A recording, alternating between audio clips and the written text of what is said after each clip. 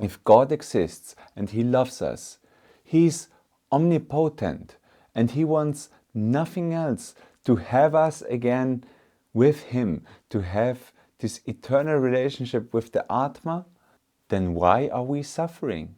In this video, I will try to give an answer to this question.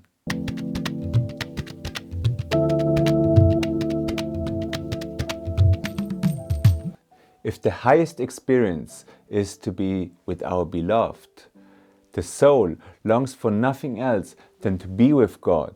And if God longs for nothing else than to be with His soul, then why did we ever separate? Or did we ever separate? Krishna says in the Bhagavad Gita that we are an eternal infinitesimal part of Him. Mam evam shujivaloke. We are same in quality, but not same in quantity. Meaning, if God is Sat Chit Ananda, or love and bliss, then we are also Sat Chit Ananda, love and bliss. But why are we not experiencing it? Why are we going through ups and downs in this life? Why are we suffering? And above all, why does God allow it? This is the 1 million euro question. And I can tell you already that there is not a satisfactory answer which will erase all your suffering in one go. But there are quite some good explanations which make quite a lot of sense. I don't know if you have ever heard about the story of the little soul who speaks with God.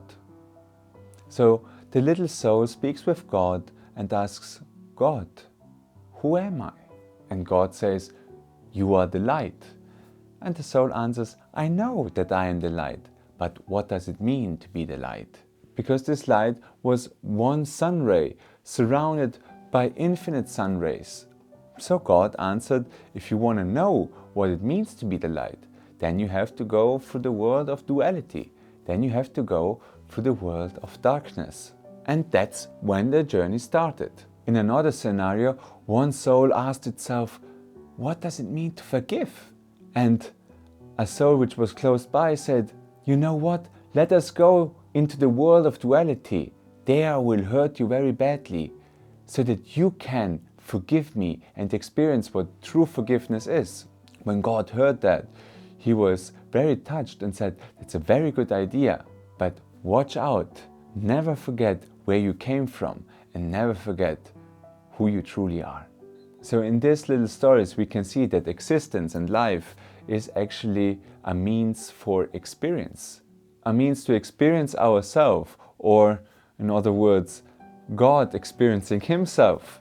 Many great traditions, scriptures, masters, saints, as well as my spiritual master, Paramahamsa Vishwananda, agree with this idea that life is a means to increase our experience, because it is in the absence of something that our longing for the things increase. Just imagine a man who wandered many days through the desert without any water.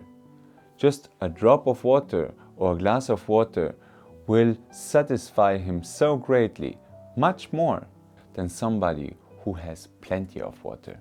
In the same way, the soul, which is this divine love, eternal love, in the eternal love relationship with the Absolute, through entering this material manifestation and experiencing a certain separation, a certain absence of this love relationship, increases its longing for the love relationship. The love experience is increased by the absence of it. So the first reason is to increase and enhance the experience of love. And the second reason is Leela, or a divine play. This answer often upsets people even more. They're saying, so what happened?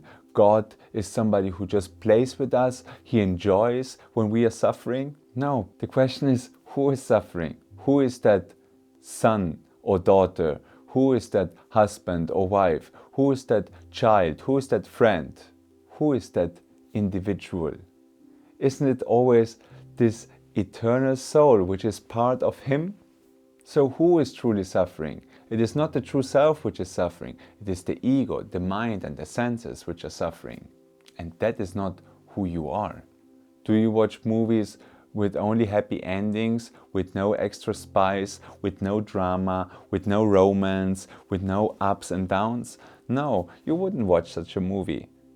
The same way, life is spicy. Life has many ups and downs, and it is somehow a great divine entertainment, if you can see it like that.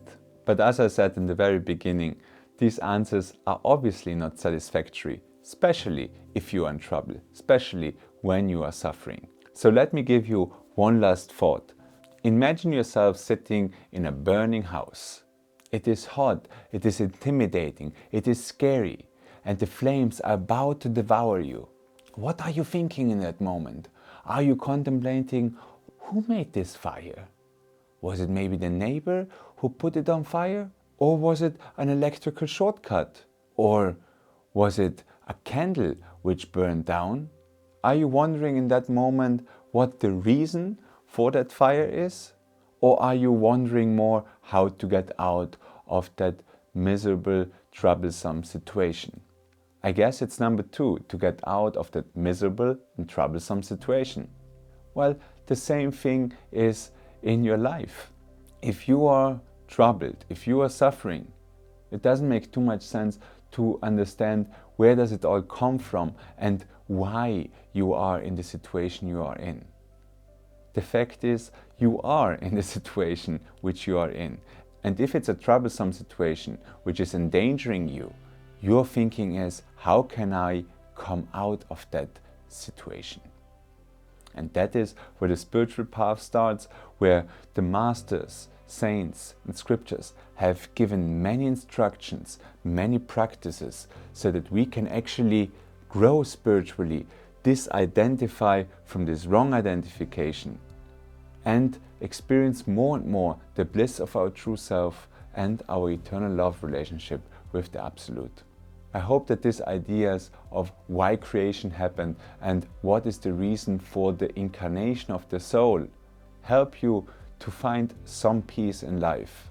It is a means to increase your experience, and it is in the end a divine play which has a beginning and an end.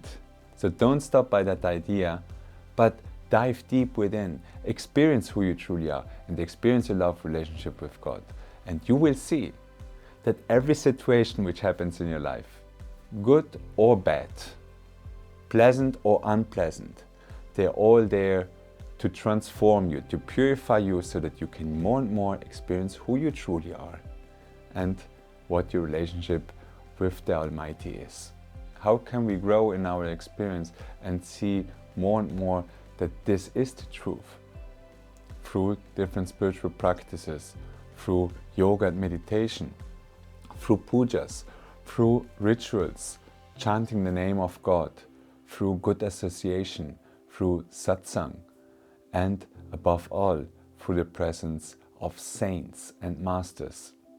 If you're interested in my spiritual path, Bhakti Marga, the path of love and devotion, and if you're interested to meet my Sadguru, Paramahamsa Vishwananda, just check out the links in the description. Feel free to comment and obviously share and like. Jai Gurudev.